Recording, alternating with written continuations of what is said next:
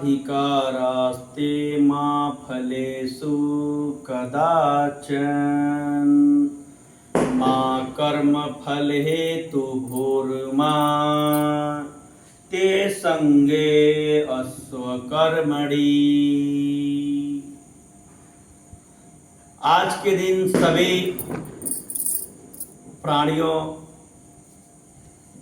भारतवर्ष अर्थात देश विदेश की आत्माओं को, सभी को मेरे तरफ से दीपावली की हार्दिक शुभेच्छा और अभिनंदन करता हूँ कि बड़े और हर्ष और उल्लास के साथ सभी हमारे माताएं, भाई बहनों आज के दिन बहुत हर्ष और खुशी में दीपावली का पर्व मनाने जा रहे हैं।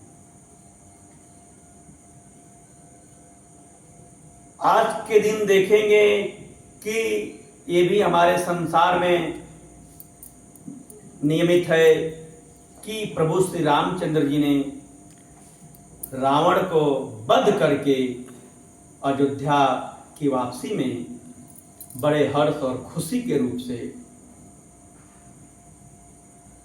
दीपक जलाया जाता है कि हमारे राम लक्ष्मण भैया और सीता मैया वापस नगर में आए। अर्थात मैं सभी देशवासियों को ध्यान इस ओर लेके जाना चाहता हूं और सभी आत्माओं को कि हम हिंदू सनातन धर्म की संस्कृति सिर्फ हिंदू के नाम से जानते हैं, उसको अपने अंदर अर्थात जब जब पर्व आता है तो वह गौर गाथाएं याद करनी चाहिए और याद करके अपने जीवन में धारण करना चाहिए। अर्थात धारण करने से ही धारणा बनेगा और धारणा करने से ही कर्म में आएगा और कर्म करने से ही उसका फल मिलेगा। आज दीपावली के दिन हम दीप प्रज्वलन किए, पटाखा फोड़े और उसको कल दिवाली भुला दें, ये नित्य वर्ष आता है और बीत जाता है। इससे न हमारा जीवन बदलेगा, ना धर्म बदलेगा, ना संस्कृति बदलेगी। अगर हमको स्वयं को बदलना है तो प्रभु श्री रामचंद्र जी के आचरण को अपने जीवन में धारण करना होगा।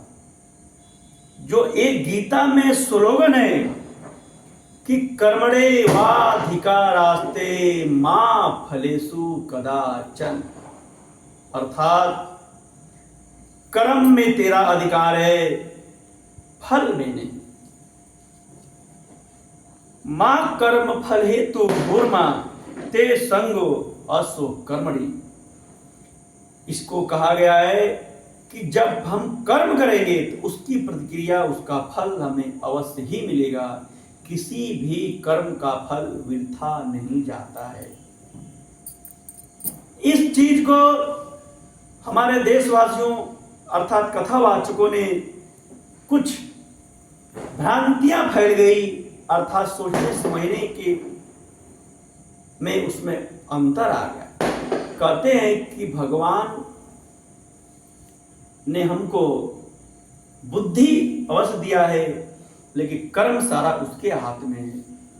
मेरे प्यारे देशवासियों, भाई बहनों, भगवान ने हमें बुद्धि दिया है, विवेक दिया है और उस विवेक से जो हम कर्म करते हैं ईश्वर हमको उसी का फल देता है।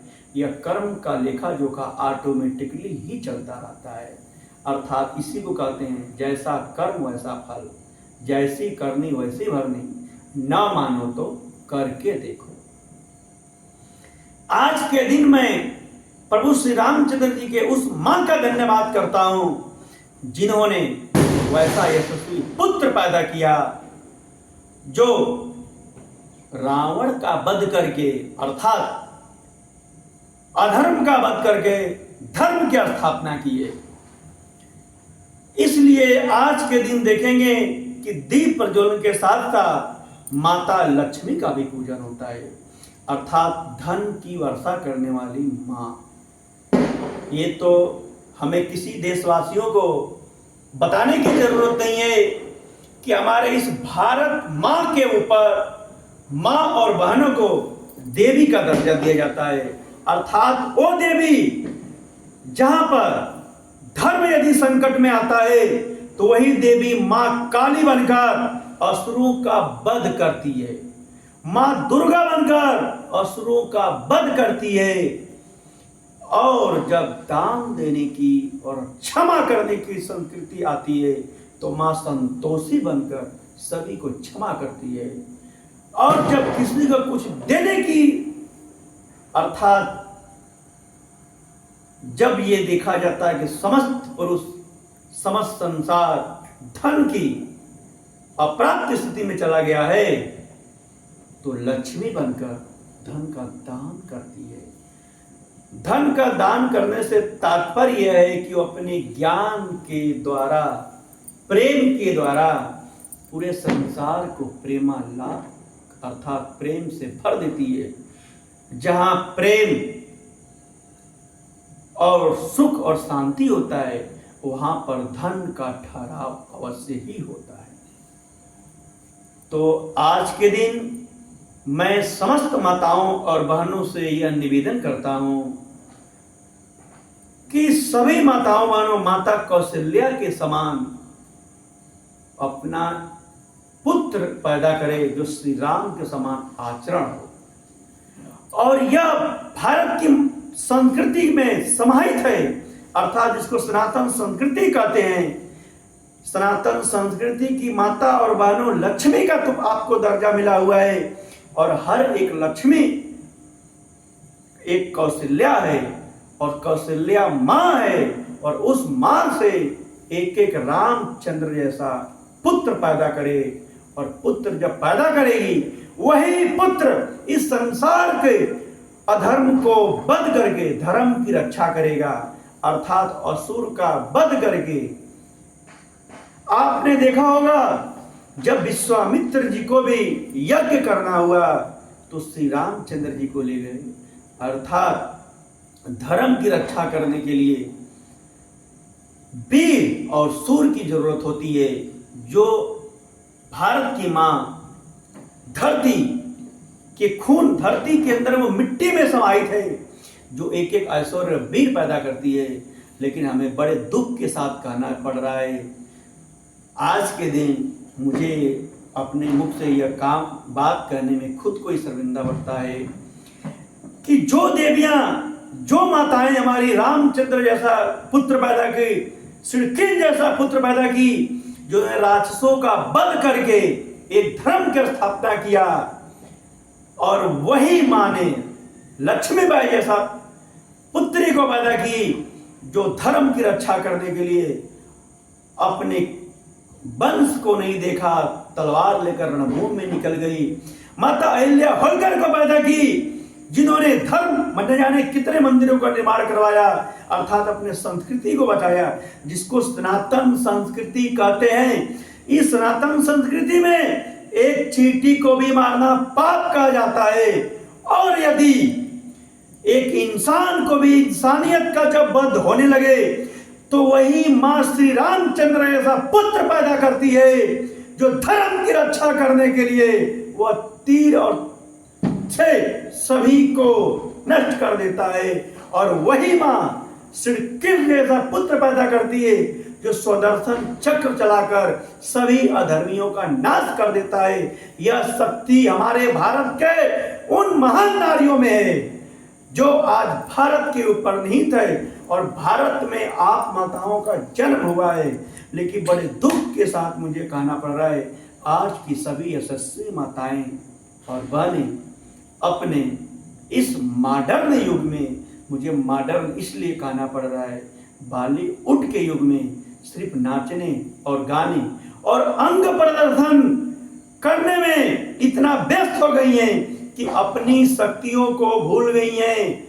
मैं सभी माताओं और बहनों से हाथ जोड़कर निवेदन करता हूं कि जितने मीडिया में एक्टिव हैं, यदि वो माता लक्ष्मी के स्वरूप नौ बहनों का एक एक संस्कार यदि अपने जीवन में धारण करके दुर्गा, लक्ष्मी, सरस्वती, पार्वती, काली, चिरम्मा, चंडिका जैसा उत्पन्न रूप धारण करे तो इस संसार से दुख और अशांति जड़ से समाप्त हो जाएगा। न कोई जाति के ऊपर लड़ाई होगी, न कोई धर्म के ऊपर लड़ाई होगी, न कोई मजहब के ऊपर लड़ाई होगी। ये शक्ति हमारी भारत की माताओं के अंदर है। यदि सभी भारत की माताएं और बहनें यह संकल्प उत्पन्न कर ले कि जितना मीडिया में एक्टिव है, ये हमारी 9 देवियों का गुण अपने अंदर धारण करके यह संकल्प उत्पन्न करें कि हम एक ऐसा पुत्र पैदा करेंगे जो श्री रामचंद्र जैसा होकर अधर्म को नाश करेगा, तब धर्म की रक्षा होगी।